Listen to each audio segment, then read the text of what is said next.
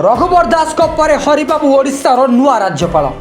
ओडिशार राज्यपाल पदरू कहीं विदा हेले रघुवर दास को इस्तफा डॉक्टर हरिबाबू कुंभामपति नुआ राज्यपाल भाव नियुक्त। ओडिशार राज्यपाल पदरू इस्तफा देइछन्ति रघुवर दास। तांको स्थान में हरिबाबू कुंभामपति नुआ राज्यपाल नियुक्त होइछन्ति।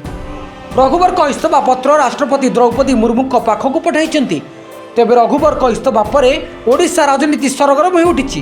रघुवर 2023 रे ओडिशार राज्यपाल भाव नियुक्त होइतिबा बेले हठात से इस्तफा देवा चर्चार खोराक जगाइछि।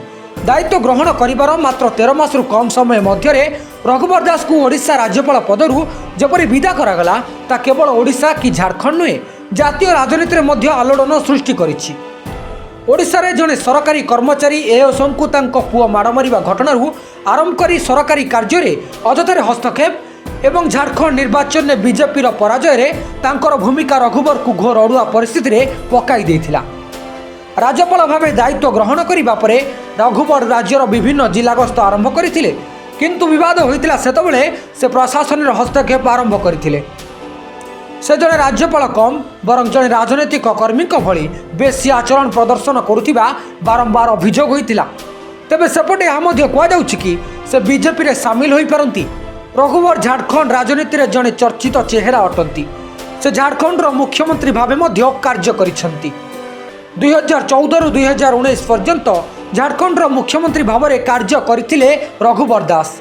एतिसह रघुवर दास 5 थर जामशेदपुर पूर्वर विधायक होइचंती। चलित झारखंड निर्वाचन में से पुणी झारखंड निर्वाचन को फेरिबा नहीं चर्चा रही।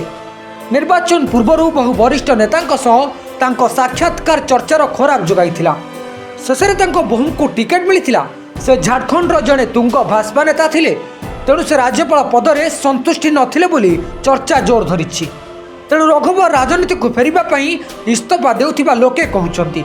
हेले वास्तव रे यह पछरे कौन रही परवर्ती समय जना पड़िबो। Bureau report Odia news tube.